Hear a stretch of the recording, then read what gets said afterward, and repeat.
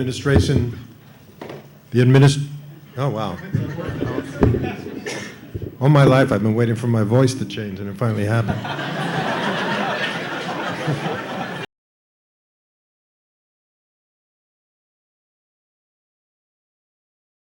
Foreign policy also, not to mention linguistics, which the field that I'm told he revolutionized just by his PhD thesis, and continues to teach. He's the professor of linguistics at MIT, and he's written, I lost count of books. I've read maybe 4 or 5 or 6 and referred to another 10 on his view of American foreign policy primarily, and especially since the war in Vietnam ended. He's been particularly prolific about the Middle East and attracted controversy for his views and a lot of respect at the same time. And before my daughter starts rolling her eyes, she's my kind of canary in the coal mine about going on too long.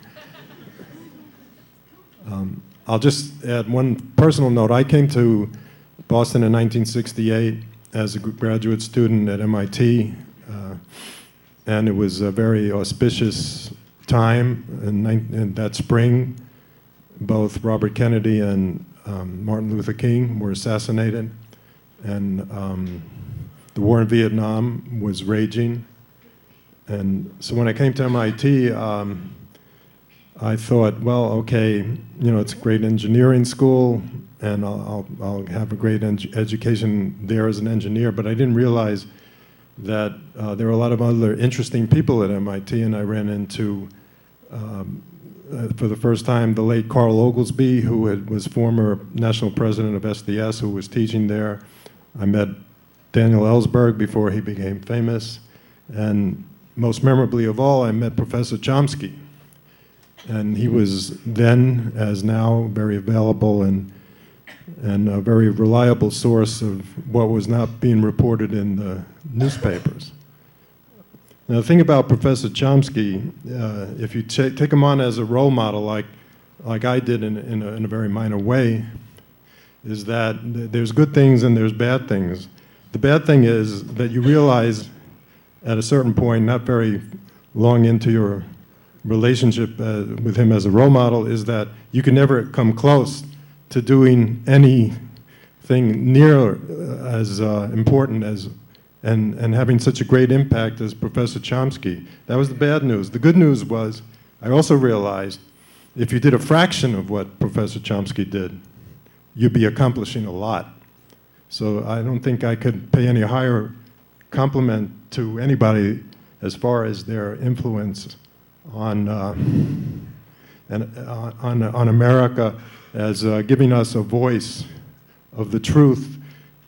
And this series on American democracy in crisis, this is what it's part of. I realized that that was 43 years ago that I first encountered Professor Chomsky, and he's never been able to rest, because for all those 43 years and before, there was a need for somebody like him to be critical of what the United States has done in the world, and also what we as American citizens have experienced from our government. So without further ado, I'll introduce my hero, Professor Chomsky.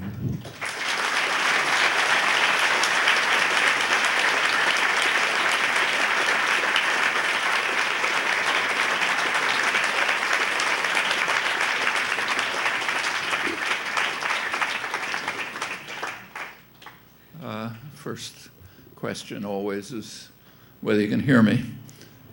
Yeah? Almost never see it. I'm here. What? I'm here. Not here? Me? I'm the guy that makes you loud. What do you want me to do? You're awesome. What? I didn't hear. It's working? Okay. Don't say anything complicated or I won't hear you. Well, it's unnecessary to say that the series title is all too appropriate. I mean, in fact, if the processes underway continue, the crisis might turn out to be terminal. An intelligent extraterrestrial who's observing what's going on here in the richest and most powerful country in world history might think we've been infected by some kind of lethal insanity. And he might watch and wonder while we lead the lemmings cheerfully over the cliff, which we're doing. It's no exaggeration. It's far worse than the crisis of democracy, which is severe enough. Just a couple of weeks ago, the International Energy Agency released its latest report on carbon emissions, rapidly increasing carbon emissions from fossil fuel use. The chief economist of the agency said that the door is closing. If we don't change direction now on how we use energy, we will end up beyond what scientists tell us is the minimum for safety. The door will be closed forever. The U.S. Department of Energy, just shortly before, reported emissions figures for 2010. They rose the sharpest increase ever. In fact, it's now reached levels well beyond the worst-case predictions of the IPCC, the International Commission, a couple of years ago. A few days later, the world's leading business daily, the Financial Times, and quite a good newspaper, devoted a whole page, full page, to a very exciting message, namely the United States can now be, they said, can now be energy independent for a century and maintain its global hegemony by novel extraction techniques that will allow us to use just domestic energy for a century while we fall over the cliff. Just about every government is taking at least some halting steps towards doing something about it. The U.S. government is also taking steps backwards. It's the one country, the important country, that's dismantling weak constraints that were in force. In fact, the Congress right now is dismantling the measures that Richard Nixon instituted, which is a good indication of where we've come in 40 years. Last liberal president in many ways. There's a huge propaganda offensive by the business world, quite openly announced, to try to convince Americans that it's all a hoax, liberal hoax. You don't have to worry about it. Use as much energy as you want. Give us as much profit as you can. The people carrying out the campaign know as well as anyone else that they're leading towards disaster, but it's kind of inherent in the market system that they're part of. They have few choices. If they can drop out, somebody else will come in and do the same things. These are institutional problems, which makes it much more serious. And the press helps by its kind of, he says, she says attitude toward this. So, 99% of scientists say one thing, and Senator Jim Inhofe says the other thing. So you got to give them equal coverage. That's certainly the most serious issue on the international agenda, and arguably in history. Well, let's put that one aside. And although everything else pales in comparison if we don't do anything about it. But let's keep to the crisis of American democracy, which is quite real. Democracy isn't a single-dimensional phenomenon. There's a lot of aspects to it. But there's one reasonable measure of how well a democracy is functioning, and that is the relation between public policy and public will. It's never going to be identical, but the greater the gap, the more the democracy is in crisis. In the United States, the gap has grown to an absolute chasm it's always been pretty bad, but I don't think it's been anything like now. So take, for example, the big topic on the front pages, and big issue in Washington, the deficit. The public has attitudes about that. They don't think the deficit is much of a problem, and I think they're right. What they regard as a problem is joblessness. But the banks are concerned about the deficit because maybe down the road sometime it'll lead to inflation, unpredictable now, and maybe that would harm their profits a little. So therefore we have a deficit commission, but we don't have a jobs commission. Well, suppose that we decide to be interested in the deficit, minor as the issue is. The public also has opinions, strong opinions on what to do about the deficit. Very large majorities.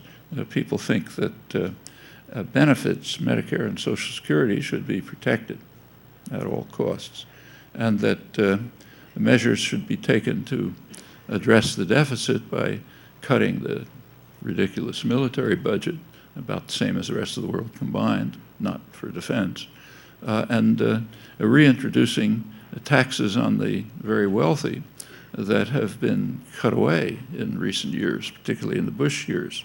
So go back to the days of high economic growth, the 50s and 60s, even the 90s for that matter.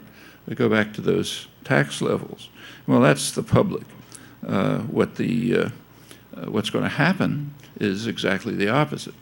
You can see it from the reports that are coming out from the failed deficit commission. Fortunately, it failed. Didn't quite institute them. There's still a little time to maybe do something about it. The taxes are sacrosanct, so you've got to cut back taxes on the very rich, and you have to begin to cut away at the benefit system. As you may have seen, the Democrats, under Obama's initiative, offered at the Deficit Commission to take steps towards privatizing Medicare. That's supposed to cut back the government deficit. Well, in a sense it does. It cuts back government spending, but at the cost of increasing total health spending. The reason is very straightforward. The Medicare system is much more efficient than the private system. So if you move people to the private system, increases healthcare costs, but it transfers it from the taxpayers, which includes the wealthy, to the elderly. That's good policy. American healthcare costs, as I'm sure you know, are an international scandal. It's more than twice the per capita level of other industrial countries. And it's not good outcomes. It's relatively poor outcomes, infant mortality and so on. But it's a privatized, unregulated system, so highly inefficient, profitable for the insurance companies, the financial institutions, but a disaster for the economy.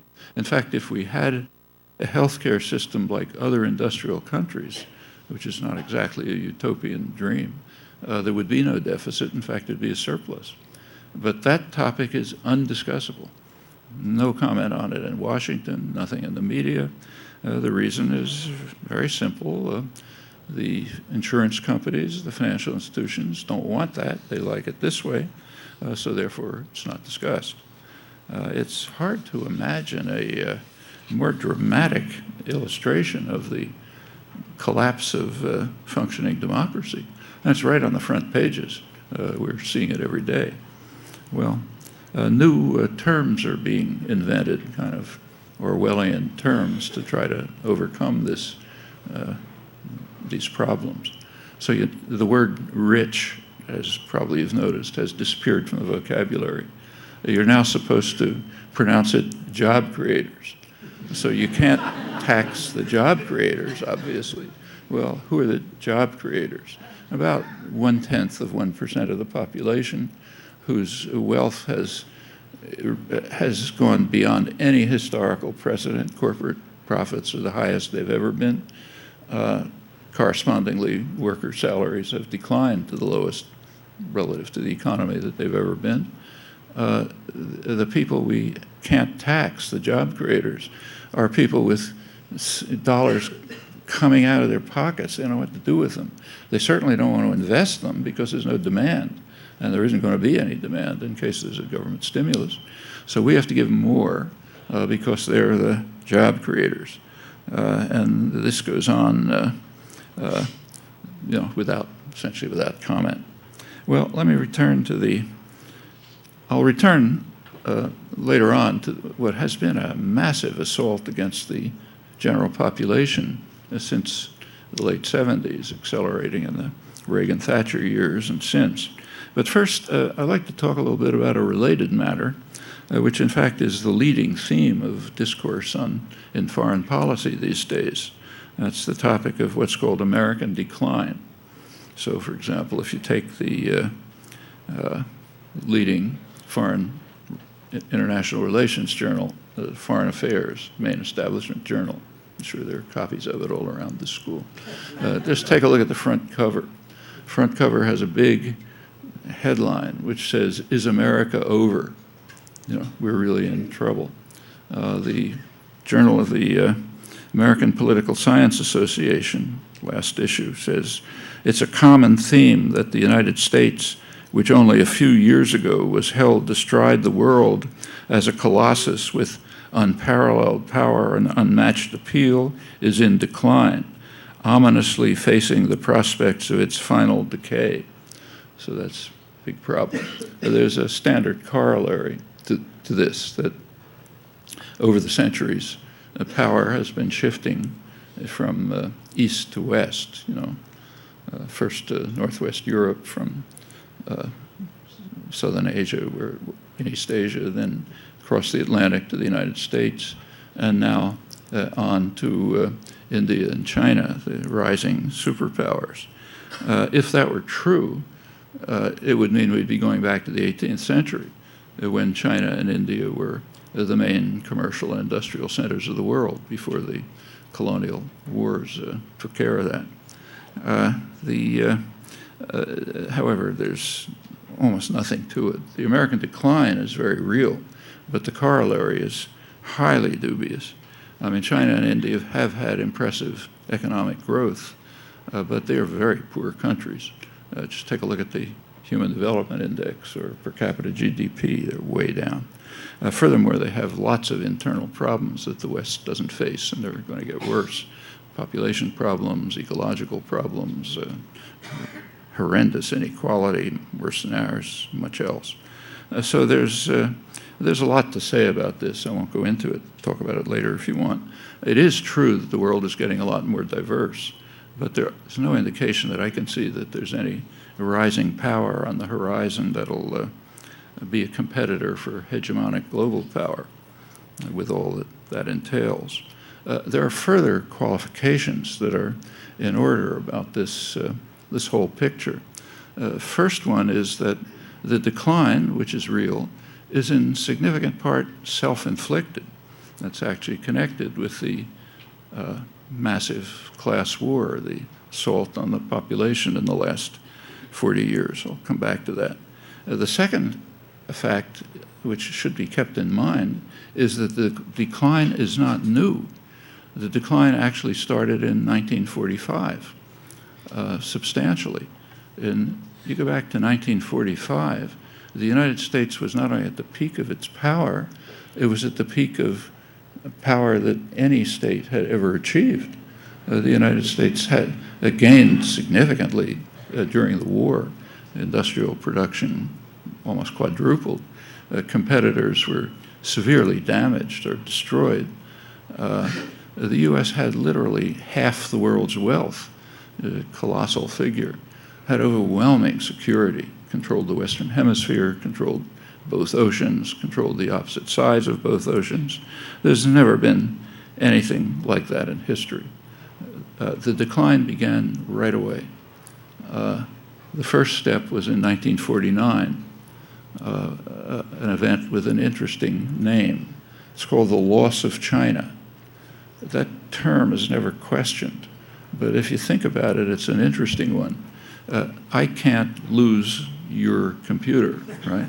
I can only lose something that I possess. And it's just taken for granted in U.S. doctrine that we own the world. In particular, we own China. So if China becomes independent, we lost China. And the loss of China, term never questioned, is a major theme of policy for many decades, still is. Well, that was 1949. That was a serious blow to wartime plans.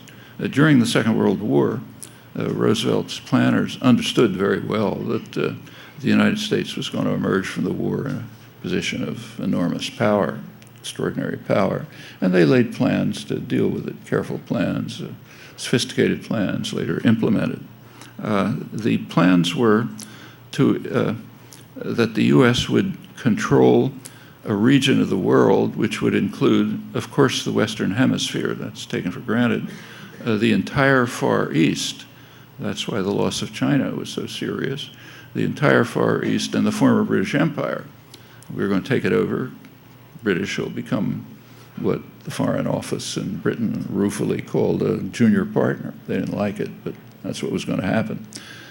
Taking over the British Empire meant crucially taking over the Middle East energy resources. Their significance was very well understood. You go back to the State Department in 1945, they described the Middle East oil resources as a stupendous source of strategic power, one of the greatest material prizes in world history.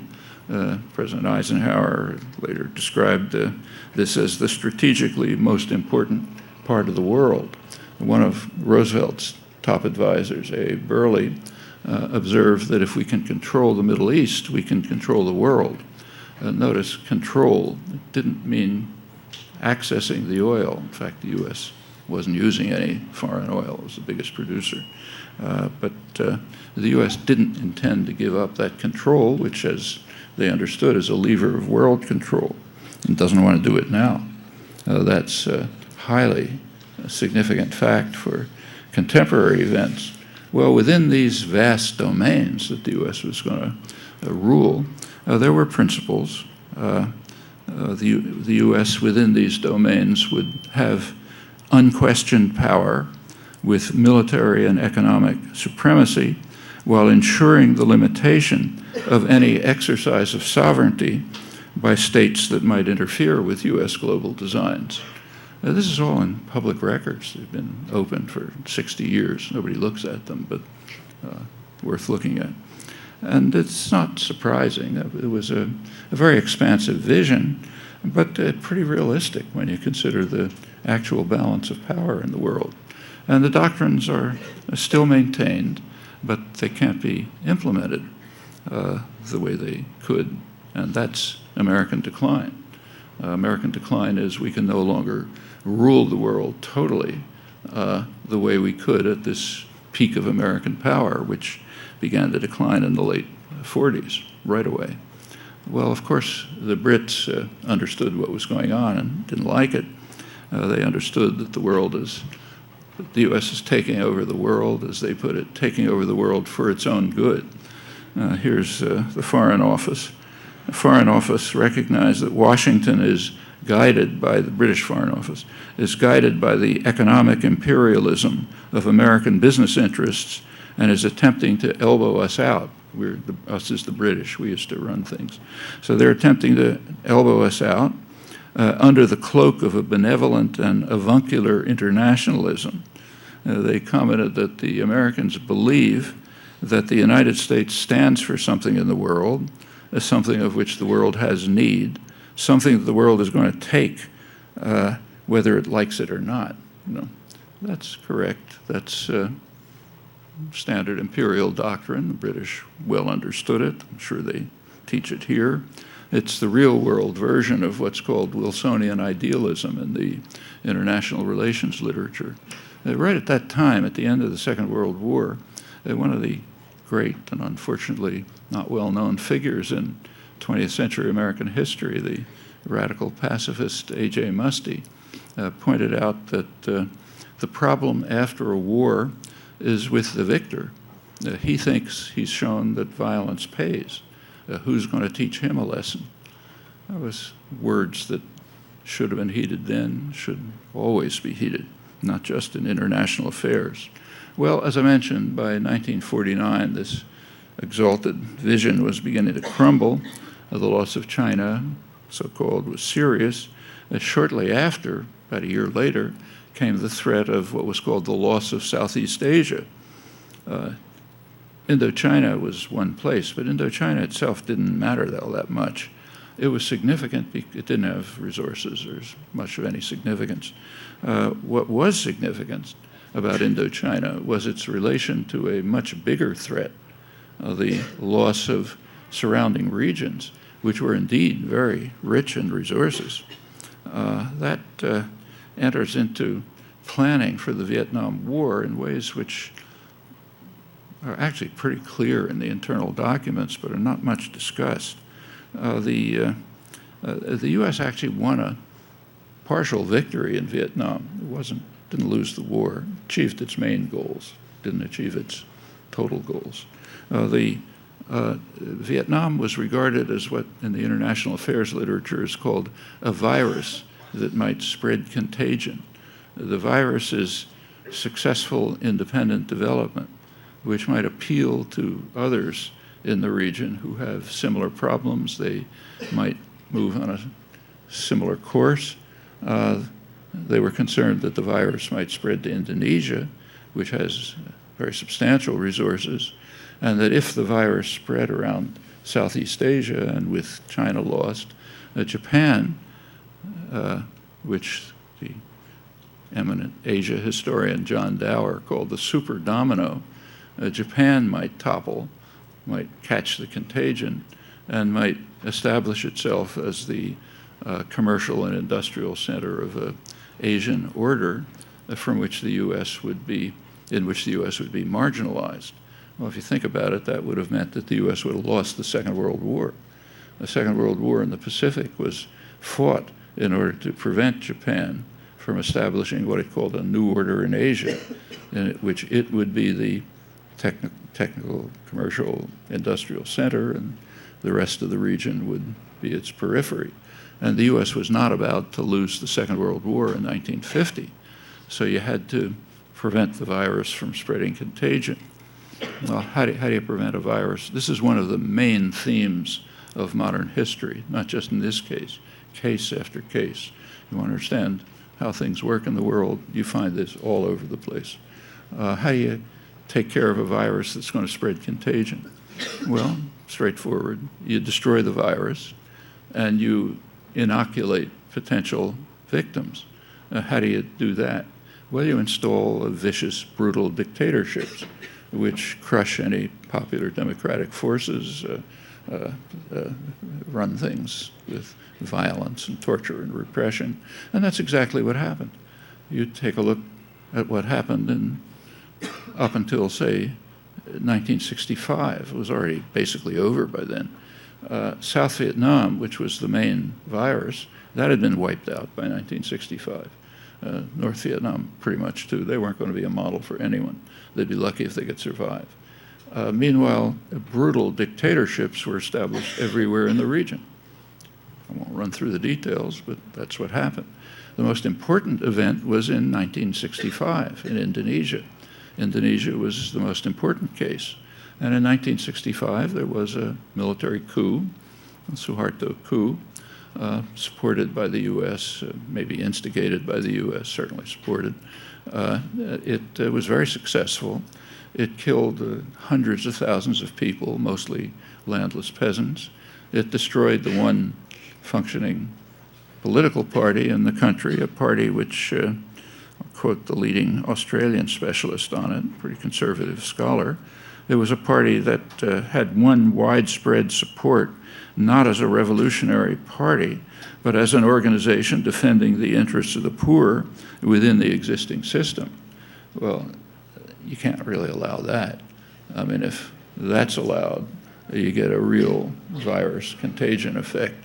But the Suharto coup took place, that got rid of that. They wiped out its mass base, introduced a regime of horrifying torture and repression and violence, and opened the country up to Western exploitation. Okay, that took care of the contagion. It was over. Years later, McGeorge Bundy, the national security advisor for Kennedy and Johnson, former Harvard dean, so very sophisticated. He commented later that in retrospect, the U.S. should have called off the war in Vietnam in 1965 because it had essentially been won. The main goals had been achieved. No virus, no threat of contagion, so just a waste of time and money from that point on.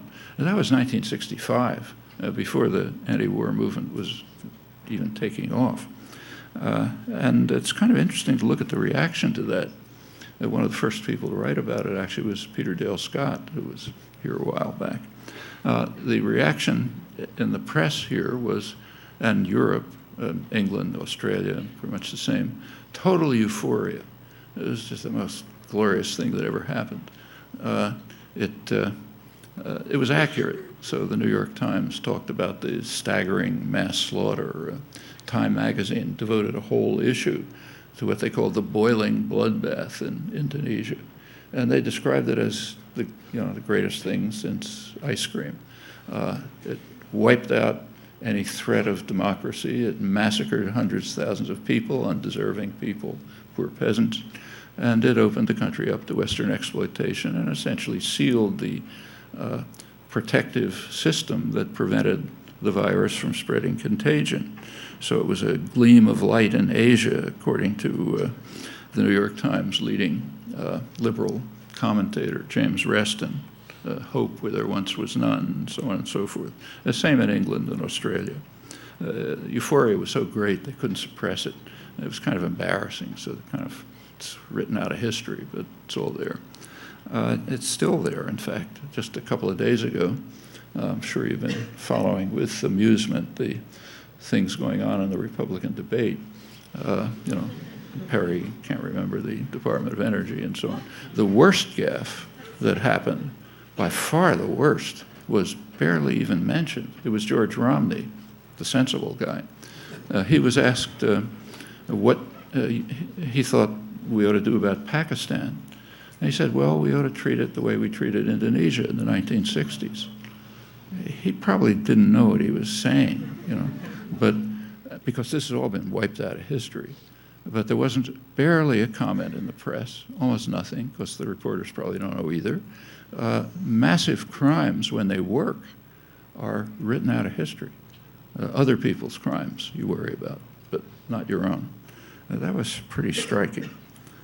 Well, it's absorbed. But that's basically what happened. And meanwhile, the same thing was going on in Latin America. Our little region over here, as they called it. It started in the early 50s with the military coup in Guatemala, which wiped out the incipient democratic system there and has led to a reign of terror that's still continuing. It's one of those violent, brutal places in the world. Plenty of people are fleeing from Guatemala right now. In fact, not far from here, there's a pretty substantial refugee community from Guatemala, Mayan Indians, who are still fleeing from the real genocide in the highlands that Ronald Reagan was responsible for in the 1980s. One of the latter episodes in this attack on Guatemala since 1954, the societies were destroyed, so people can't survive. They're fleeing here and trying to keep Obama from sending them back where they belong. That's Guatemala. Other places too, they just happen to be not far from here. The most important case, of course, was Cuba. Cuba achieved its liberation in January 1959. The U.S. moved almost instantly to overthrow the government. Within months, there was a decision to overthrow the government. Bombing started in late 1959. Kennedy took over Bay of Pigs. Bay of Pigs failed. The attack got much worse. A huge terrorist attack almost led to nuclear war. It was pretty serious. And the reasons for it were explained. Kennedy, when he came into office, he was planning to devote attention to Latin America. So he had a Latin American mission headed by Arthur Schlesinger, a Harvard historian, famous liberal historian. And Schlesinger reported the results of the commission to Kennedy. You can find it on the internet. He said the problem with Cuba is the Castro idea of taking matters into your own hands, an idea that might influence others in the region who face similar problems and might try to do the same thing. CIA added that the real problem is Cuba's successful defiance of U.S. policies going back, they said, 150 years. That meant to the Monroe Doctrine, no Russians. The Monroe Doctrine declared that the U.S. was going to run the hemisphere. It couldn't do it then because there was a British deterrent. That's why Britain was the main enemy through the 19th century. But by the end of the century, U.S. could do it, invaded Cuba to prevent it from liberating itself from Spain. In our history, that's called the liberation of Cuba. It's exactly the opposite. And Cuba remained a kind of a colony up until 1959, plenty of intervention. But now it looked as if it was going to liberate itself, and it might be a virus that would spread contagion. So what do? Usual treatment, kill the virus, keep it from developing, and inoculate the region. And almost immediately, you got this series of brutal military coups. The first big one was in Brazil. It was actually organized under Kennedy. It took place right after the assassination. Brazil's an important country, big power, and that influenced others all throughout the region. Governments were falling to military dictatorships, what were called national security states, neo-Nazi style torture dictatorships. One of them ought to be famous.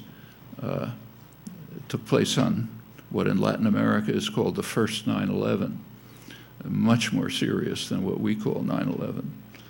What we call 9/11 was awful enough, but just imagine, for example, that in 2001, 9/11, suppose that that plane that had been downed in Pennsylvania, suppose that it had gone on and hit the White House, killed the president, set off a military coup that had been planned, which overthrew the government, installed a terrorist dictatorship, which killed thousands of people and tortured tens of thousands, set up a major terrorist center in Washington, which was carrying out assassinations of democratic leaders all around the world, organizing military coups and so on.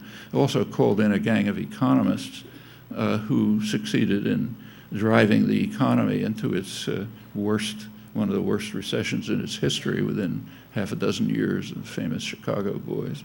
All of that happened on the first 9/11. That would have been much worse than what did happen on 9/11, but again, it's us doing it to them, not them doing it to us, so out of history. Not for Latin Americans, of course. So one of them was the Pinochet coup in Chile, Argentina, Uruguay, all over the continent. Finally reached Argentina in the late 70s. That was probably the worst of them all. That was Ronald Reagan's favorite. He really loved that one. Hideous dictatorship, murderous dictatorship. Finally reached Central America in the 1980s. That's what Reagan called the War on Terror, which devastated Central America. Still, they may never recover. But the virus was contained. Cuba wasn't totally exterminated, but it was prevented from developing. And that's sufficient to win a major victory. Actually, the first book just came out. I presume it'll never be reviewed here. The first book of oral history of the victims of the U.S. terror wars in Cuba. Keith Belander, a Canadian analyst, starts the terror war really took off under Kennedy. That's where it peaked. And the goal was quite straight. The goal was to bring the terrors of the earth to Cuba.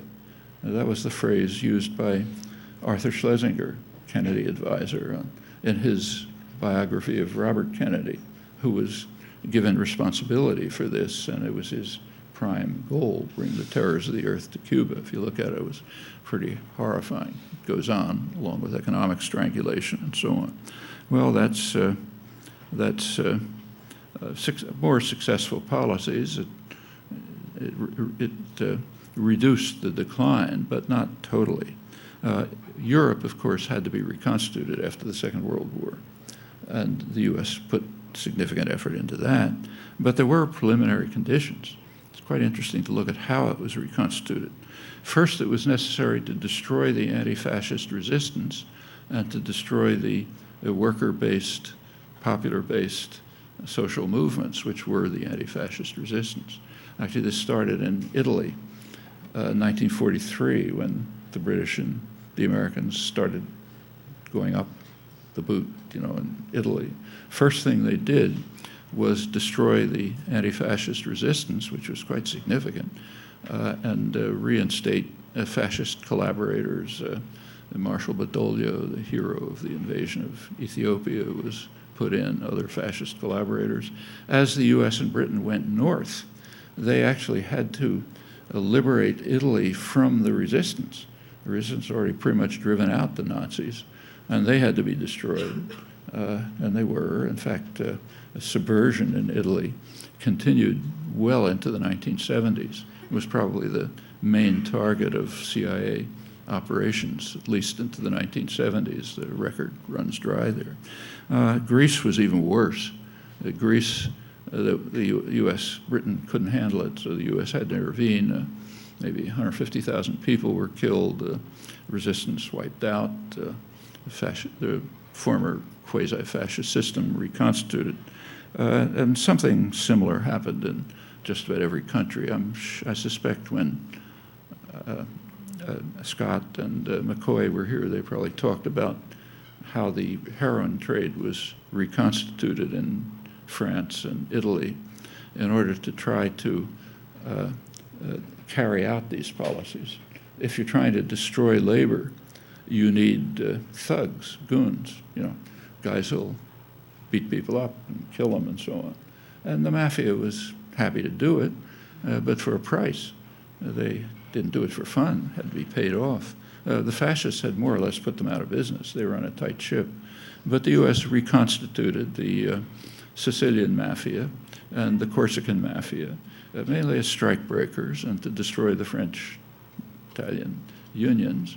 And the payoff was that they were given the heroin trade.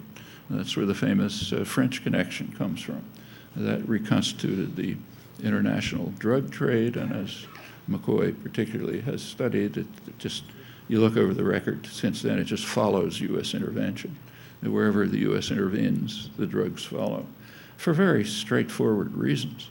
If you're carrying out subversive activities, violent subversive activities, you need people to implement them. And, pacifists don't do that. The people who implement these things are people like, mafia goons. And you also need black money. You have to have money that can't be traced. Well, you just put those two things together and they spell drugs.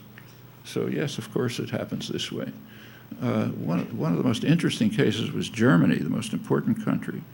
Germany had to be reconstituted, but it was first necessary to destroy, to weaken, at least severely weaken the left and the union movement, to undermine union constitutions, to terminate social experiments, and in general to wall off Western Germany from the Eastern Zone. That interesting phrase is due to George Kennan, the liberal hero, who was one of the chief architects of these policies. He recognized that if we didn't wall off Western Germany from dangerous tendencies in the East, we might get into trouble. Contagion might spread and so on. So yeah, we walled it off. Not exactly a famous statement, but typical of policy making. Well, meanwhile, decolonization was following its agonizing course. There was always concern about Europe. From the very beginning, there was concern that Europe, which is a big force in the world, could follow an independent course, perhaps the course that was outlined by Charles de Gaulle, a move towards an independent Europe, as his words, from the Atlantic to the Urals. Now, that had to be stopped. And one of the devices for stopping that was called NATO. NATO was put in place largely to control Europe. That was pretty clear at the time. It's become transparent since the pretext for NATO collapsed. very interesting to ask what happened to NATO in 1990.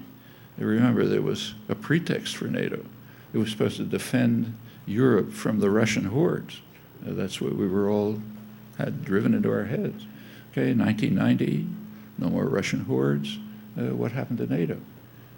Well, if you believed anything you'd been taught or read, you would have said, okay, NATO will be dismantled.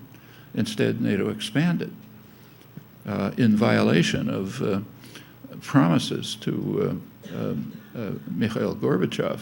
Gorbachev made a deal with this is the first Bush administration, Bush and James Baker.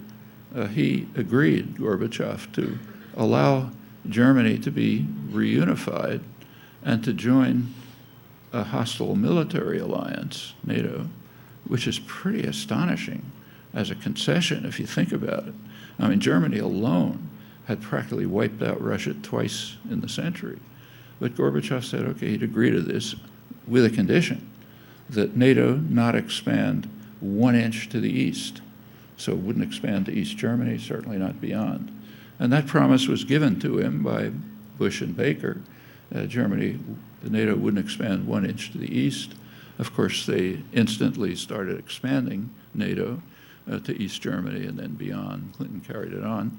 Gorbachev was pretty annoyed about it, but if you look at the record, which Bush and Baker basically told him, look, we didn't put it on paper.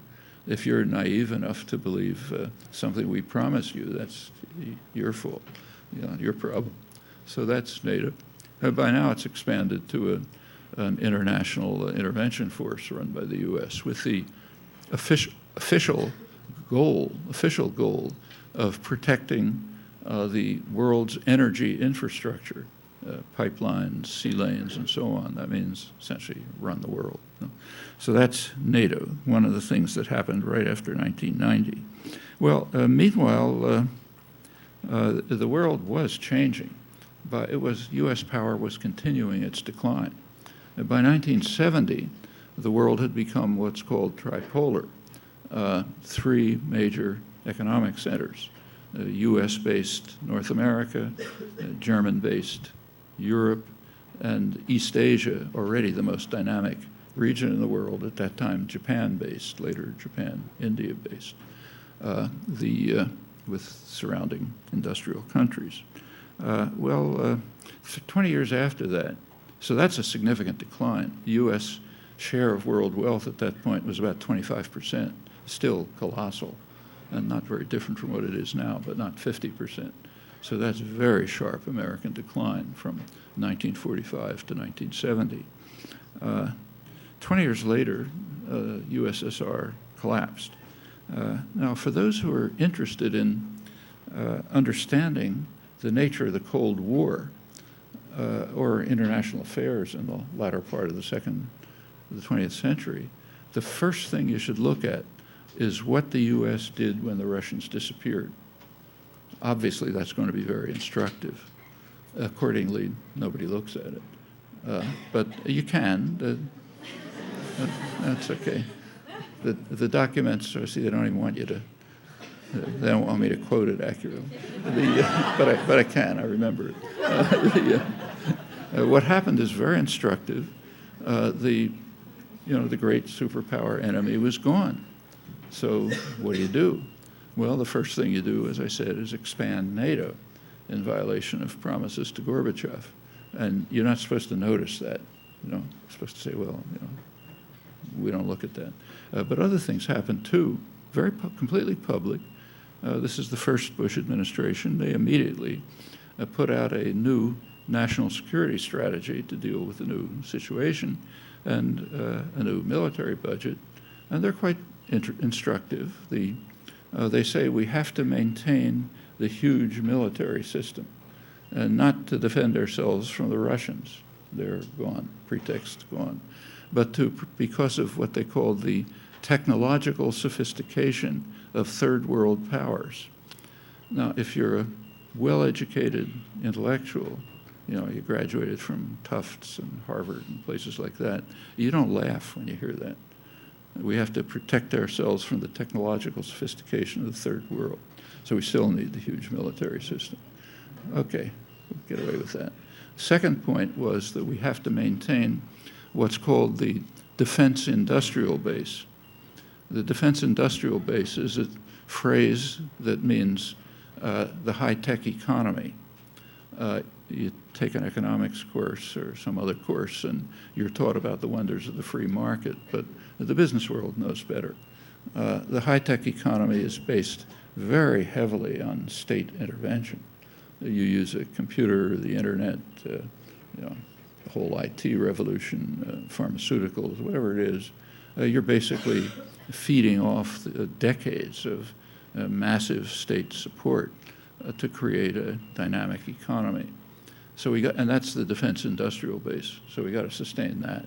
The markets are for weak people, not for us. We need a powerful nanny state to rescue, the banks when they get out of control. Problems. This is very significant, I'm sure. What's that beeping noise? What? It's okay. So that's the second part. We need to maintain the defense industrial base. Incidentally, that goes way back to the origins of British industrialization. I won't run through it. Certainly the United States. The third part, and in many ways the most interesting, had to do with the Middle East. The plan said we have to maintain intervention forces aimed at the Middle East energy resources, where, and then comes an interesting phrase, where the main threat to our interests could not have been laid at the Kremlin's door. So, in other words, we've been lying to you for the last 50 years. The story was that we have to control the Middle East energy resources because the Russians are coming, but that won't work anymore. Russians aren't coming. So it turns out that the threats could not have been laid at the Kremlin's door. So burn up those textbooks and articles and so on, and recognize the fact that the threats were always what they are all over the world. Indigenous nationalism, that might be a virus.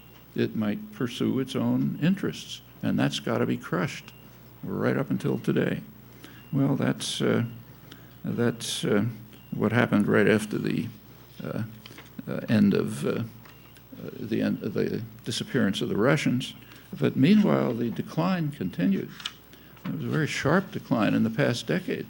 Latin America had been the unquestioned backyard. Nobody interferes with that. In the last decade, Latin America was lost. Not all of it, but South America was lost. That's quite significant. South America in the last decade has moved towards integration, which is a prerequisite for independence. And continuing on to significant independence, it's also beginning to face some of its horrendous internal problems, residue of colonialism, and 500 years of repression since. That's the first time in 500 years that South America is moving to deal with its problems on its own. That's historic significance. The U.S., of course, doesn't like it. One of the aspects of this is that all the U.S. military bases have been thrown out. All. The U.S. tried to hold on to a couple of them in Colombia, but apparently they're being thrown out too. The U.S. is not giving up, but a lot of interesting things going. But it's a very severe blow to the post-war planning system. Well, meanwhile, all of that is bad enough. But if the Middle East is lost, it's much worse. Remember what I quoted about the significance of the Middle East. So we don't want to lose that. The policies remain pretty much the same, but capacity to implement them is declining. And that tells you a lot about what's happening right now. There's a threat now that what's called MENA, Middle East, North Africa, that region, might be moving towards some kind of democracy. That's pretty frightening. You can see why very simply. Just take a look at the polls. There are extensive polls of Middle East opinion done by leading U.S. polling agencies, published by the Brookings Institute. They don't get reported, but the planners certainly know about them. Now, if you take a look at the polls, you can see right off why the U.S. and its allies will do whatever they can to prevent democracy in the Middle East, as in fact they're doing in the MENA region. So take, say, Egypt, the most important country. Right before the Arab Spring, early this year, polls came out showing that in Egypt, about 90% of the population regard the United States and Israel as the main threats that they face. Maybe 10% regard Iran as a threat. They don't like Iran, but they don't regard it as a threat. In fact, opposition to U.S. policy was so strong that about 80% thought the region would be more secure if Iran developed nuclear weapons. Well, they don't want Iran to develop nuclear weapons, but in comparison to the main threat, the U.S. and Israel, they prefer that. These are hardly the policies that the U.S. wants implemented, but if you had a functioning democratic government, it would be responsive to the public will. And in fact, in Egypt, again, there have been some steps towards democratization. They're not insignificant, even though the military remains in control, of course, backed by the U.S. But even the early steps that they've taken are pretty threatening to U.S. power. So one of the first things that was done after Mubarak was overthrown was to allow Iranian ships, including warships, to transit the Suez Canal, first time in 30 years. That means going into the Mediterranean, which is supposed to be an American lake. Nobody's allowed in there. But it's not a big contingent, but something. And Egypt is moving towards establishing better relations with Iran. One of the things they did that is very threatening to the United States and Israel is happening right now. They have been trying to broker an agreement between Hamas and Fatah, the two main Palestinian forces. You have to remember that ever since 1991, 20 years, the U.S. and Israel have been dedicated to separating Gaza from the West Bank. It's in violation of the Oslo Accords, but nobody cares about that. And the reasons are pretty straightforward. Ultimately, some sort of minimal self-determination will be allowed in some fragment of the West Bank. But unless it's connected to Gaza, it's totally imprisoned. It's imprisoned between the Jordanian dictatorship and Israel. And if you look at the settlement patterns in the West Bank, that imprisons it even more. Gaza would be the only outlet to the world, so it's got to be separated from Gaza. That's why there's so much opposition to the Egyptian efforts to broker some sort of an agreement. The biggest threat, which does come up in the press, is to the 1979 treaty. Egyptians don't want an Israel-Egypt treaty. Egyptians are not in favor of getting rid of the treaty, but they don't like the interpretation of it. The dictatorship interpreted, and the U.S., of course, interpreted the treaty as essentially license to Israel to do whatever it wanted. The Egyptian deterrent was removed, the only major military force. Now Israel could expand its illegal actions in the occupied territories and invade its northern neighbor, as they did almost immediately. Well, those aren't popular policies in Egypt, and there's a threat that if democracy proceeds, maybe that'll be changed. Well, there's a lot more to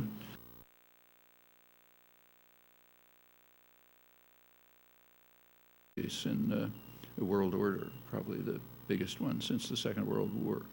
The economies of the West, the United States and its allies, underwent a substantial shift, two respects. One was towards offshoring of production, so it still goes on, but somewhere else. And a related one was towards financialization. So the capital flows not into production, but into financial manipulations. Now, it's not clear that that does anything for the economy. It probably harms it, but it's huge. I mean, before that, banks were essentially banks. They acted the way they're supposed to do in a state capitalist democracy. So they take your bank account and lend it to somebody for some, build a house or something. That changed in the 70s. Banks became speculators against currencies, very rapid transactions, cutting a fraction of a second off trading costs, all of this. And it's highly lucrative, mainly because, fortunately for the banks, nobody in power believes in markets for ourselves. You believe in them for other people, but not for ourselves. So the banks are given a government insurance policy. It's called Too Big to Fail. It's now pretty famous, but it goes back years. Citigroup, Citibank, its first bailout was in 1981. When you have a government insurance policy, you can make risky transactions and make a lot of money because they're risky. And when it crashes, as it's going to do, you run to the nanny state and they bail you out, taxpayer bails you out. That's been happening repeatedly since the Reagan years. There were no financial crises before that because the New Deal regulations were in place. But since the early Reagan years, it happens regularly, it gets worse each time. We're now setting the basis for the next one. It's kind of built into the system. It's built into a market system in which you don't attend to what are called externalities.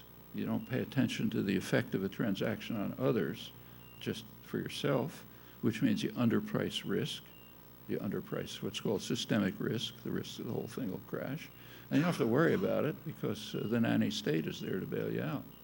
If we had a capitalist system, Citigroup, Goldman Sachs, JP Morgan Chase, they'd all be bankrupt. But they can be confident that that's not going to happen because we have a powerful state that we run. Well, these policies, which have their root in something that was happening, beginning in the early 70s, there was a noticeable decline in the rate of profit in manufacturing. So therefore, capital was looking for other ways to make profit. Well, one way is producing Apple computers in Foxconn in China under horrifying conditions. The other way is financial manipulations. So you get these two tendencies. They tend to concentrate wealth in a very increasingly small sector of the population. The concentration of wealth almost automatically yields concentration of political power. The political power is then used to institute legislation, fiscal measures, deregulation, and so on, which accelerates the vicious cycle. And we're now in the middle of it. And it's going to go on. It's just built into the operations of the system. In fact, it was all predicted centuries ago. We're all supposed to worship Adam Smith and David Ricardo, founders of modern economics, but you're not supposed to read them. That's dangerous. If you read them, it's kind of interesting. They weren't stupid.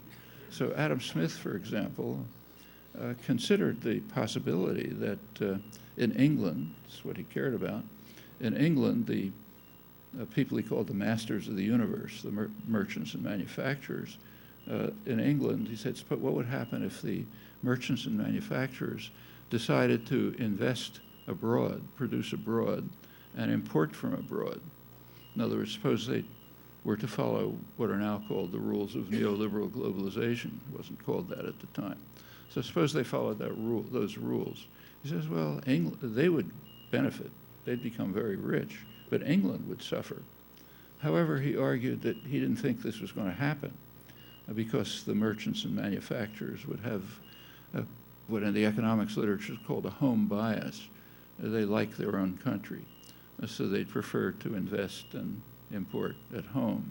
And therefore, as if by an invisible hand, England would be saved the ravages of the markets. That's a pretty hard passage to miss. It's the only occurrence of the famous phrase invisible hand in his classic Wealth of Nations, essentially in an argument against the nightmare we're now living through, neoliberal globalization. David Ricardo, the other, understood the same point. He's using his famous England-Portugal example. He said, what would happen if English manufacturers and merchants did everything in Portugal? Invested in Portugal, imported from Portugal, produced in Portugal, and so on. He said, well, same thing. They'd be fine. England would suffer. But he said he hoped that this wouldn't happen. He hoped they would have a kind of sentimental attachment to their own country, so it wouldn't happen. Well, the predictions sort of worked for a long time, but now they failed. We're living out this nightmare that they were talking about, and as long as we accept it, it's just going to get worse and worse. That's the choice that we face now.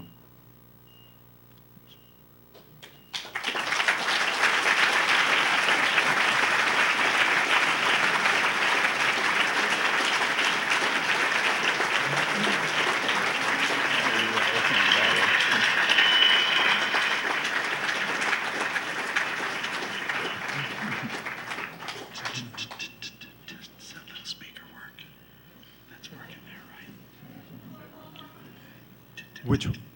Testing the monitor. We're testing the monitor. You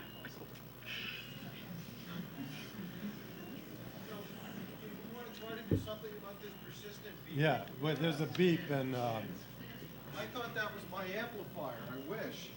No, I don't wish. we're going to have. Is it okay? We have questions from you. Listen, I can't hear too well, so you're going to have to stand up here and translate the question. I'll Yeah. relay. We have mics too. So if those of you who want to ask questions, we have Mike there. We have.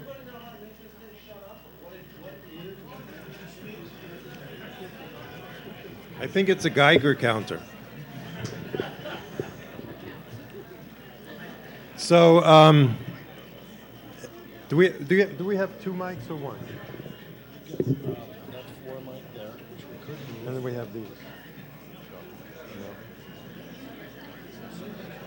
So this will hopefully bring some of the questions closer. I'll tell him. But you're so I'll close tell here, him. you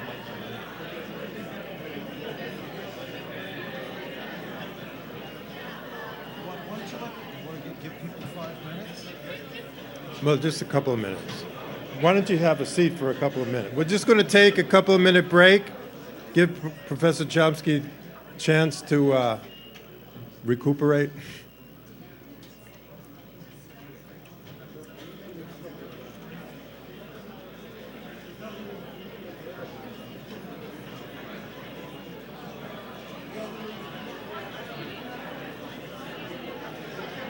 Are you from MFO? Are you from, who are you? I'm not from Oh.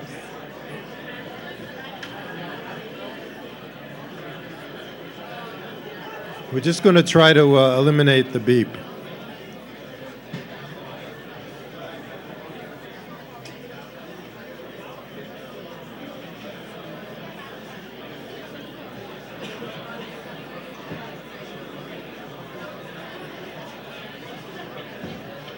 How many people here are from Fletcher?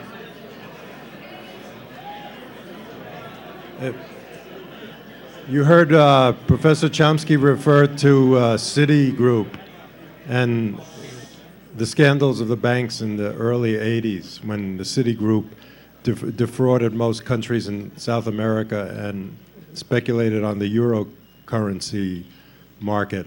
If you go down to the main entrance of Fletcher, you'll see there's a bunch of plaques on the wall honoring graduates. And the first plaque on the top left is for Walter Wriston, who was the mastermind of Citigroup in those days. But I'm sure he was a big donor.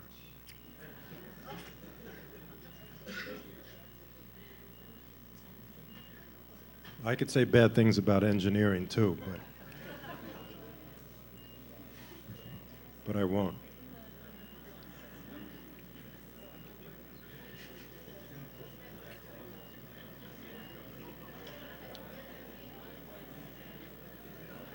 He was CEO. Did we get rid of the sound? Yeah, Perry. Ask him if he's okay to take questions. Ask him if he's okay to.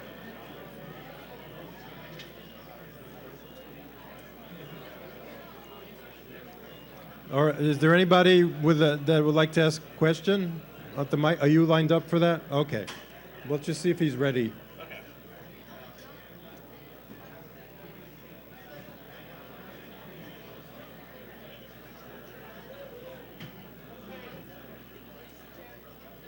You okay? Because we can try to get him a chair. Your word chair.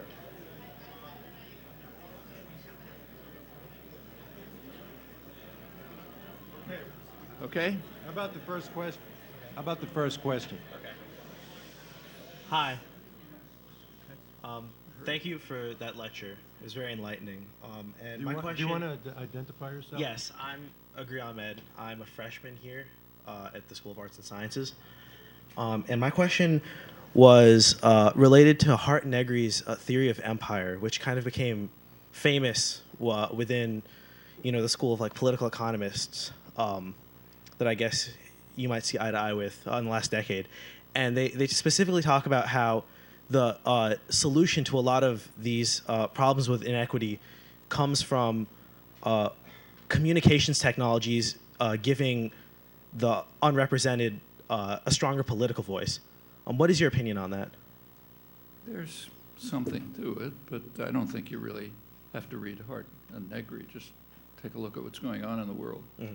So a lot of organizing in the past 10 years, in fact, has been internet. Now it's social media and so on. And it's true here for the Occupy movements. It's true in Egypt. They do give techniques of communication.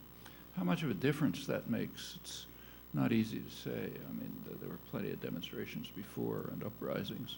But yeah, it's something. And the people who are organizing should certainly use them. I frankly don't see anything revolutionary about it. You use what technology's around. I mean, the big changes in communication technology, just dwarfing anything that's happening now, was over a century ago.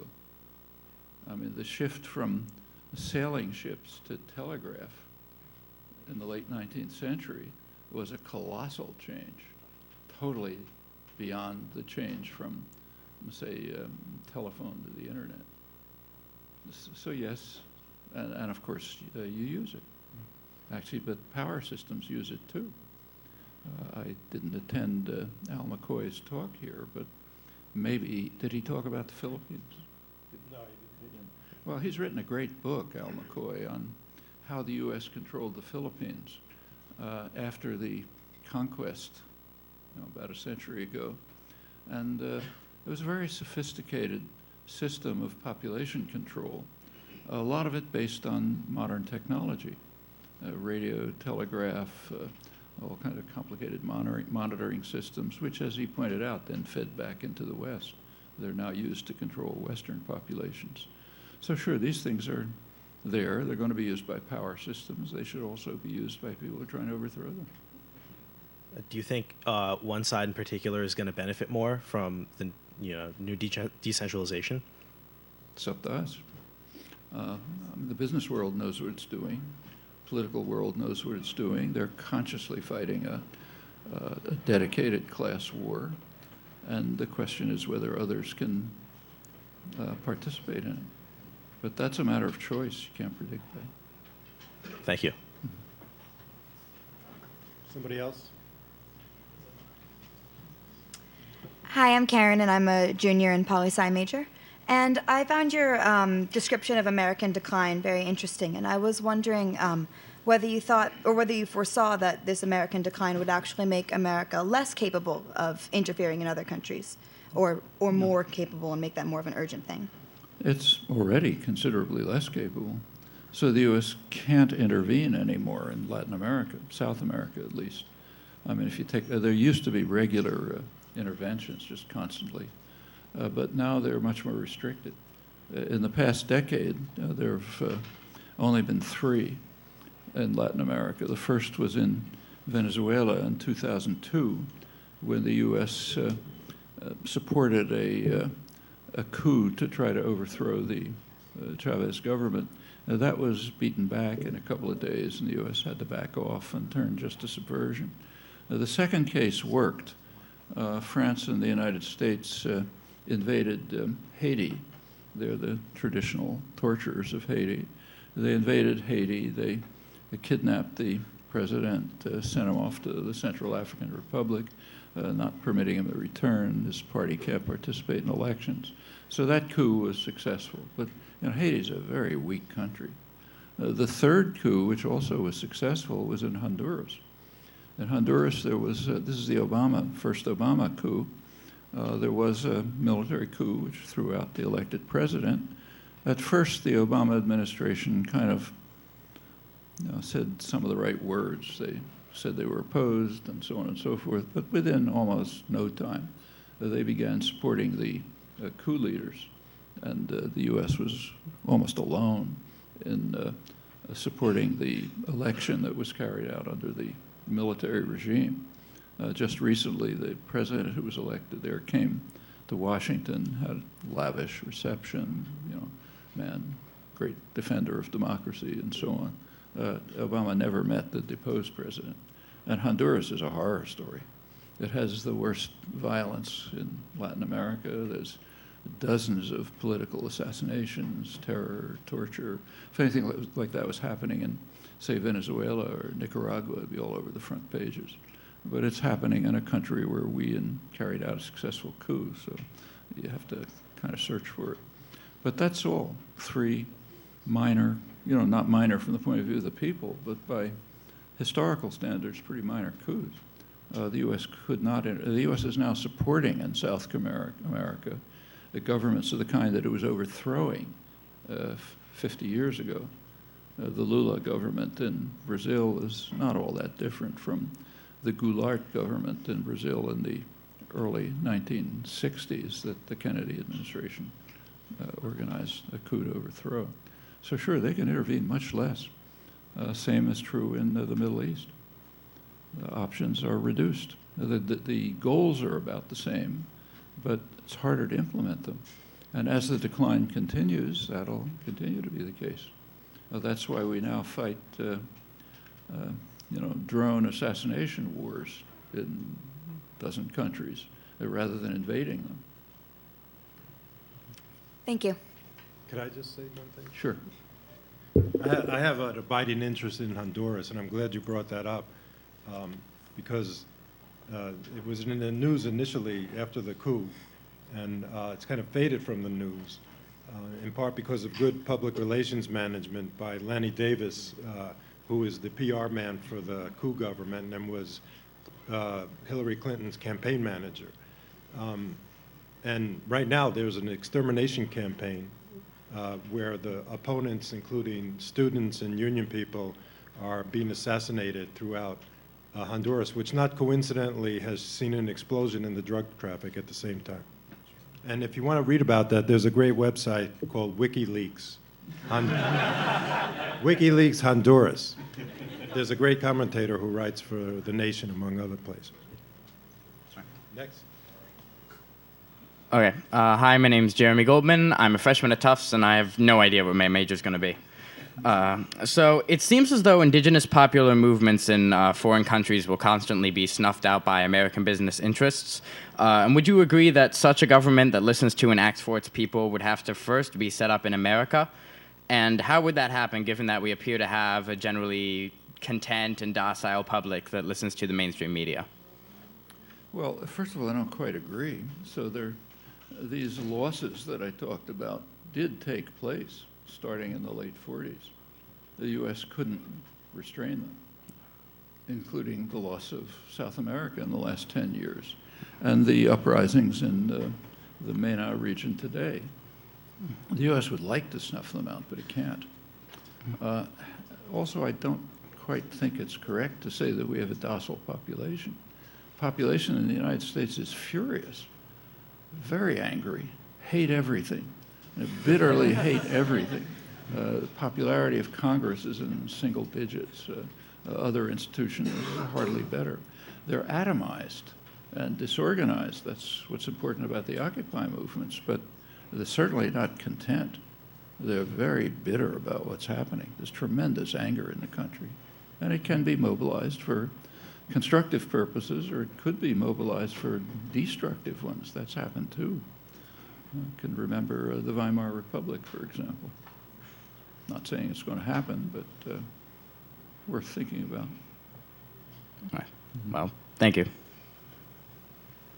Good question. Hi, my name is Graham Starr, and I'm a freshman here at Tufts. Considering how most of what's been happening, what you mentioned, was due to, I guess, the whole hegemonic competition between the Soviet Union and the United States during the Cold War, and a lot of it was based on Cold War mentality, and I guess in the past 10 or 15 years, everything sort of shifted to, I guess, economic focus, if you want to simplify it down to that. And with the rise of the BRIC nations, Brazil, Russia, India, China, as well as sort of the view that global governance theory and consolidation among multinational and multilateral organizations like the UN or NATO has become huge in the past couple of years, is there even, if you're thinking American decline or decline in general, is there decline? Because what we're doing right now is we're sort of focusing with those theories that have gained popularity.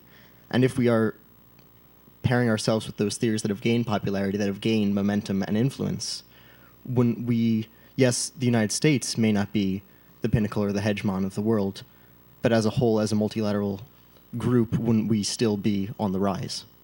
Well, first of all, I'd question the assumptions. I'd suggest you think about them. Is it true that during the Cold War, the basic issue was a conflict between the U.S. and the Soviet Union? You take a look at the actual episodes of the Cold War, not the rhetoric. The rhetoric is the enemy's coming, you've got to defend yourself.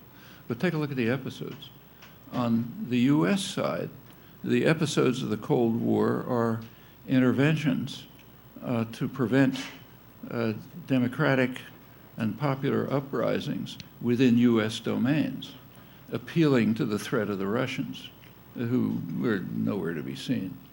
So, for example, I didn't mention it, but in 1958, in 48 in Indonesia, when George Kennan, the main planner, was warning about the threat of independence in Indonesia, he said, if the virus extends to Indonesia, it's going to spread over all of Southeast Asia. It'll be horrendous. He said, Indonesia is the main focus of our conflict with the Kremlin. There wasn't a Russian in sight, nowhere near it. What was in sight were popular movements in Indonesia, which had to be crushed. So therefore, the Russians are coming. And that's the standard theme right through the war. I mean, sometimes it turned into almost a U.S.-Soviet confrontation, but rarely. It's mostly just trying to use force to control our own domains. Well, what about on the Russian side? It's the same. They didn't have confrontations with the U.S., tried to keep away from them. They appealed to the U.S. threat to run their own dungeon. So they intervened in Hungary and Czechoslovakia and so on. There was some American effort to stir up trouble, but not much. It's mainly they wanted to control their own domains. And each of them used the threat of the other. This becomes very clear in 1990 when the Russians disappear and the policies continue, because the Russians were never a significant part of it. As far as the economic issues, they were always dominant. The whole planning from the Second World War on was how to construct an integrated global economy which would be beneficial to the needs of main centers of the U.S. economy, growing multinational corporations. So, for example, the Marshall Plan, which reconstructed Europe, helped reconstruct, how much it did, you can argue, but it did something to reconstruct Europe. But it was understood to be just a gift to multinationals. It gave them ways of investing in Europe and gaining control over the economy. So I don't think that's changed at all. What has changed is the world is getting more diverse. So the BRICS countries, say, which includes South Africa, they're a more important force than they were 20 years ago. East Asia, which was already the most dynamic region in the world in 1970, is much more so now. So yeah, the world's getting more diffuse, more diverse. The international organizations, they only act at the will of the great powers, primarily the U.S. So take the United Nations. It's completely restricted by what the U.S. tells it to do. Can't do anything. So, for example, just the last couple of weeks, UNESCO agreed overwhelmingly to admit Palestine into UNESCO. The U.S. Defunded UNESCO. Okay, that's the end of them. It happened before in 1984. The U.S. is a very powerful force. The UN can act insofar as the great powers permit, which is overwhelmingly the U.S. I mean, the line here is the Russians and the Chinese are always vetoing everything. You take a look at the record, it's very revealing and perfectly public, nothing secret. In the early days of the UN, the late 40s, early 50s, it's true, the Russians were vetoing everything. And the reason is quite simple. U.S. power was so overwhelming that the UN just had to follow U.S. orders. And the U.S. was using the UN as a weapon against the Russians. So the Russians were vetoing things. Elite opinion here was very supportive of the UN, you know, wonderful organizations doing everything we tell it to do. What could be better? And in fact, there were quite comical efforts to try to explain why the Russians are vetoing things. I was a grad student at the time, so I remember this. One of the explanations by leading anthropologists, some of the main anthropologists, was that the Russians are very negative. And the reason they're negative is they raise their children in swaddling clothes. So they grew up very negative. When I was we used to call, there were like 5 of us at Harvard who thought this was a joke. We used to call it diaperology. But that was the explanation for the Russians. When you go on a few years, everything changes. 1950s, decolonization is setting in. Other countries are being restored. By the mid-60s, the U.S. cast its first veto. Since then, it's far in the lead in vetoing resolutions, way ahead. Britain is second, France is third, and nobody else is even close. But that's kind of out of history.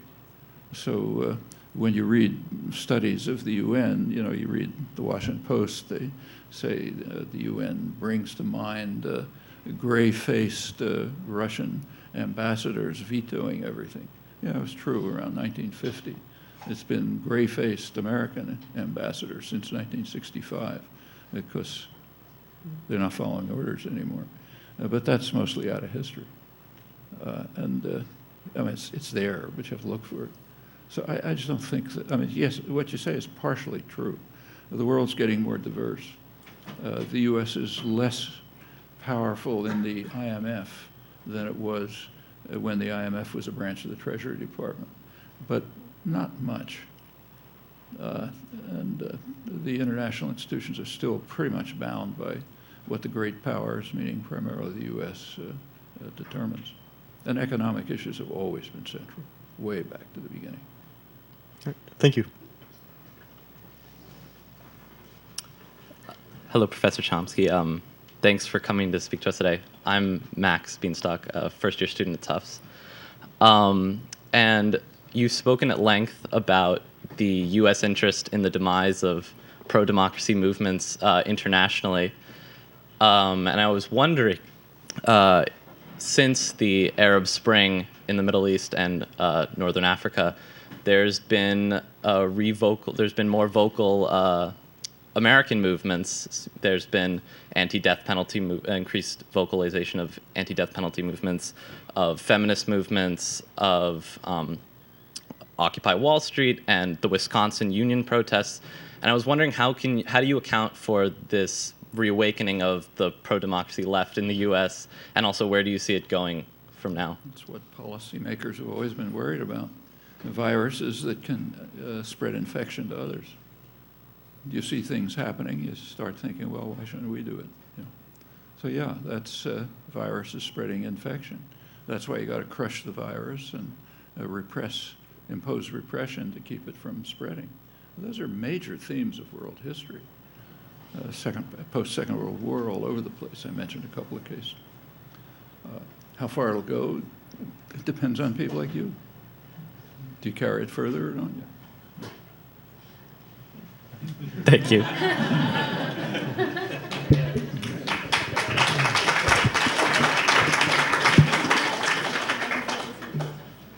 Hello, my name is Nate Matthews. I'm a freshman here. A freshman at Tufts. Was there a professor that required all freshmen to come? I was wondering, you talked a bit about the huge gap between what Americans actually really want from their government and what they're getting. I was wondering if you think what it would take to get the U.S. government to institute either public campaign funding or lobby reform or anything that would make us closer to democracy, that would maybe shrink that gap and maybe even reduce the defense budget that accounts for all these other crushing, or like what can we as the people in this room and as a country do to get Congress to make our system a little more democratic? Same answer that's been true through history. Organize, educate, develop pressures, carry out actions as circumstances permit. That's how every step forward has taken place. That's how we got rid of slavery. That's how women's rights were established pretty recently, incidentally, so you have to go back far. Minority rights to some extent, voting rights, just about anything you can think of. Environmental concerns, these things never come as gifts from above. They come in the same way the Egyptian government has to respond to public pressure. Of course, we're not a dictatorship, so it's different problems, but it's basically the same thing. Any government, no matter how violent and brutal, has to respond to an organized, active public to at least try to mollify them, buy them off, maybe actually make changes. And in a pretty free country like this, there are a lot more means available. So you're not going to be shut down by the organized military. But the thing, what's missing is not opportunities, it's will. There are plenty of opportunities. Okay, thank you. Hi. Tired, but okay. Okay, we'll take a few more. Okay. Yeah. I'm Mike. I'm a senior computer science and linguistics major. So thank you for your contributions in those fields, by the way. But I wanted to ask, when you answered the first question, you noted that the telegraph was vastly more revolutionary than anything we have today. And I'm wondering if you can imagine any technologies that might emerge that could be revolutionary in contrast to those today that you don't think are. And if not, what do you think the prospects are of us averting our final decay by purely social consciousness raising, as you're beginning to see with Occupy and such? Well, this extraterrestrial observer who I conjured up, if he was laying bets, he would say we're finished. You just take a look at the tendencies that are taking place, and it just doesn't look like there's much hope. But no point giving up, so you try. You can't predict. There could be reactions which would make a difference. As to new technologies, then maybe I'm lacking imagination, but I can't think of anything that would be as much of a step forward as, say, sailing ships to telegraph. That was extraordinary. It used to take months for a message to get from England to the United States and back. It could be instantaneous. But to beat that is going to be hard. Thanks. Hi, I'm Julia, and I'm also a freshman. And earlier in your speech, you mentioned that if healthcare was changed in America, it would help the deficit a lot. And I was just wondering what you, if it could be talked about in Washington, would think would be the ideal healthcare system in America. Well, I don't. Asking about the ideal is pretty strong, but we could have a healthcare system like every other industrial country has. Mm-hmm. It's not ideal, and they vary. Some are better than others. But just to say, okay, let's just go that far, that alone would get rid of the deficit and give us a surplus. And it would also get rid of 50 million people without insurance and all the savagery that goes with the healthcare system. The healthcare system is extremely savage, and not for people like us. We're well off.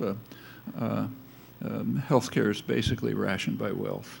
So, people like me, we get terrific healthcare. But For the great mass of the population, you want to see what it's like, just take a trip down to the ER at Mass General and sit around there for a couple of days, and you'll see what the healthcare system is like. These are people who just have no resources. I mean, I had to do it quite a lot, and these are people who aren't really very ill, but there isn't a doctor who they can talk to, so they got to sit for days in the ER. You know, there's triage, so they don't get picked right away, and sometimes they get treated, sometimes not. And some of the cases are just awful. Like, I happen to know a case of a woman who's a relatively poor woman. She works hard. She has a daughter who had to have dental care, and they're on Medicaid. So the daughter got some level of dental care, but then it stopped in the middle because they'd run out of what Medicaid would pay. So the daughter, soon after that, got a staph infection. Since then, she's been in the ICU in a major hospital for months. I mean, aside from the savagery, the costs go through the sky. In fact, if you take a look at the U.S. health system, there is one part of it that works quite well: Veterans Administration. The Veterans Administration's government-controlled, no private involvement. The government is able to negotiate drug prices, which it's barred from elsewhere, and the care is continuing care. So you don't just wait until somebody's dying and then do something for them, but it's continuing care, including preventive care. Much less expensive than the regular system. And remember, these are high-risk people. These are people who are not healthy. They're veterans. You know, a lot of them in bad shape, but it's still way better. And it's not magic. We know how to do it in pretty simple ways. You can imagine even better ways, you know, but just this much, you know, become like, say, the Veterans Administration, extend Medicare to the whole population, get something like, say, Australia or Canada. It's small steps, and it would make a huge difference, but it would harm the financial industry, so therefore it's not talked about. That's our democracy. Yeah. I'm Danielle. I'm not a freshman at Tufts. I have a more general question about democracy. Obviously, the current state of affairs is less than ideal, but even if our political system functioned as a democracy should, is this, in your opinion, the ideal political system for a society? I am not interested in thinking about ideal systems. I don't think we understand enough to sketch out ideal systems.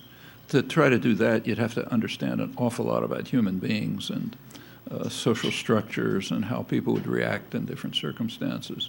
And we know some things, but at least I don't know enough to say anything with any confidence about what a perfect system would be. I think it's enough to try to get better systems and try to aim for goals that are values in themselves. There are plenty of things which I think are values in themselves which we can move towards, even right now. So, for example, let's be concrete. A couple of years ago, Obama basically nationalized the auto industry. You know, it was publicly owned, pretty much. Well, there were a couple of choices that could have been made. One choice was to reconstruct it, hand it back to the original owners and banks and so on, or people very much like them, and have it go on doing what it's doing. That was one possibility. Another possibility would have been to hand it over to the workers and the communities, let them run and manage it, and devote it to producing things that we badly need. There are a lot of things that could be produced in the Rust Belt, which the country desperately needs. The infrastructure is collapsing. We don't have high-speed rail like they have almost everywhere else. All kinds of significant, these are not trivial technology, but other countries have them. We can certainly do it. That would have been another alternative. And with enough popular support, that could have been done. But it's going to need the popular support. And changes like that would be actually revolutionary. They would change the nature of the society. But they're not all that utopian. You can think of plenty of problems that would arise. Yeah, it's not ideal, but I don't think we have to, maybe in a seminar somewhere you can sort of think through what would be ideal, but in the real world you try to think through what's better.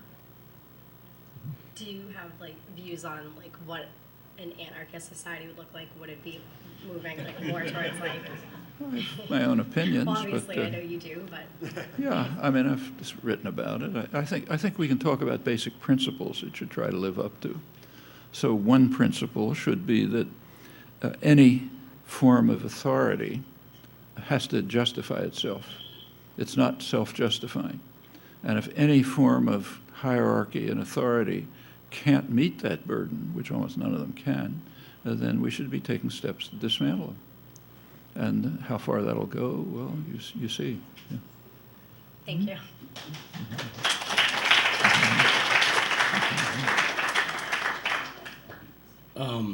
My name is George Aquila, and appropriately, I'm yet another freshman. I was wondering what you think. You talked a bit about the end of the Cold War and the collapse of the Soviet Union. I was wondering what you think of the notion that following the collapse or the dismantling of the Soviet Union and the end of the, I guess you could call it the common enemy or boogeyman that the United States used in the rhetoric you mentioned, what you think of the notion that the United States needed a new enemy kind of to rally against, if that's directly tied to the present day demonization of Islamic terrorism, especially propagated under the second Bush administration? Yeah, there's some connection. I mean, any coercive system like a state is going to have to try to find ways to divert the attention of the population from the real sources of oppression and get them to huddle under the umbrella of power to fight some chimera. So yeah, that's going to go on constantly. And with the Russians going, you have to have something else. Like I said, back in 1990, it was going to be the technological sophistication of the third world. Well, you're not going to get very far that way. But right at that point, they started building up the drug war. And then came, Saddam Hussein's going to conquer the world. Then comes the threat of terror, then Islam, it sort of mobilized the nativist feelings in the country. And those are quite real. For a lot of the population, especially white males, look at polls, they're deeply upset about the fact that, as they put it, not without reason, they're losing their country. They're becoming a minority in what they thought was a white male country, white male Christian country. So that's a real issue, and people are mobilized around that. That's what the, part of the craziness of the Republican debate, and it is pretty crazy. I mean, people around the world can't believe what they're listening to. Part of it is very easily explained. I mean, about 20 years ago, roughly, the Republicans abandoned any pretense of being a normal political party. So they they just became the party of the super rich. That's why they have to concoct notions like job creators and so on. Well, you don't get many votes from the super rich. So if you want to run in elections, you're going to have to mobilize other forces. And you're going to have to turn to forces that are not very pretty. They're there, but they've never been really mobilized, like Christian fundamentalism, nativism, hatred of immigrants, fear that your country's going to be taken away, all of this kind of stuff. So yeah, you got to throw red meat to those constituencies, and it ends up becoming pretty crazy and dangerous. Thank you.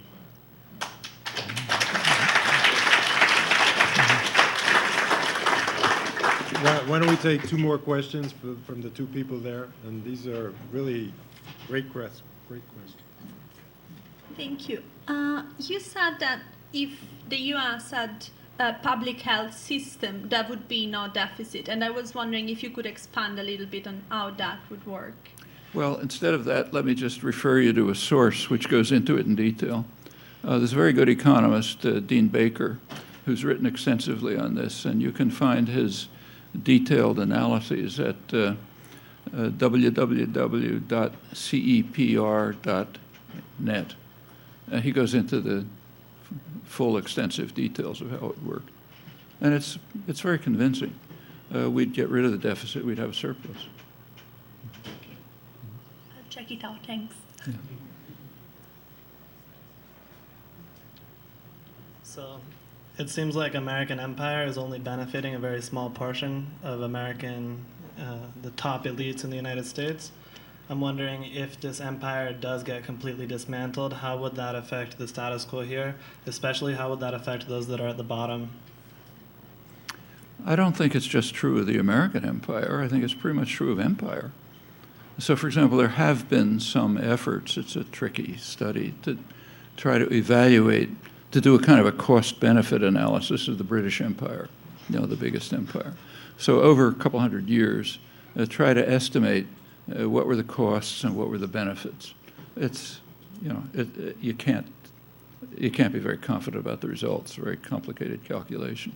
But there are studies, and what they seem to indicate is that they roughly balance out. So why have an empire? Well, for the reasons that Adam Smith talked about. They benefit one sector of the population, they harm other sectors. So they benefit the creditors of the East India Company, but they harm the British poor people who are getting dragooned into the Navy.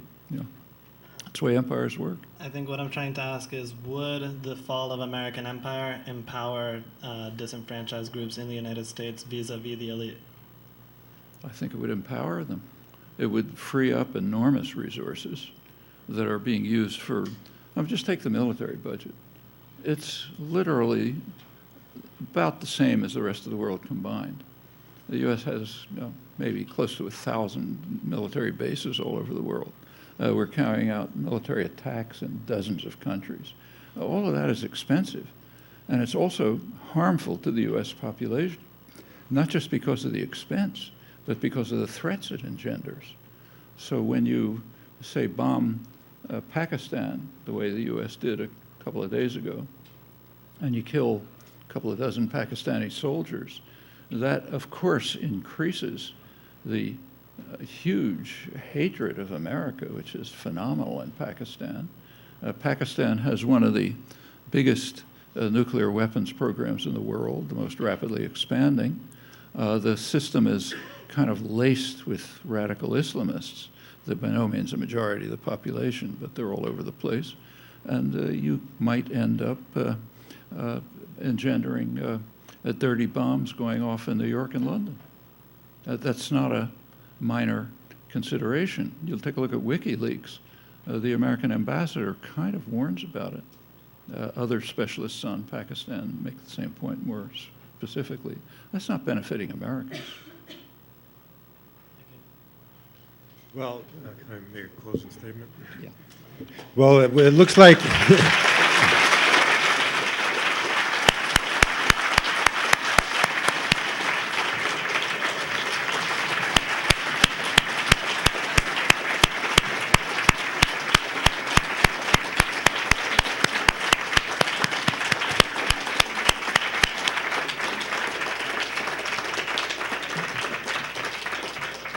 Well, I'll just close, kind of continuing what I started out with, that in the 43 years that I've been acquainted with Professor Chomsky, and looking back, I don't think he's lost much in the way of wisdom and acumen, and least of all, his sense of humor.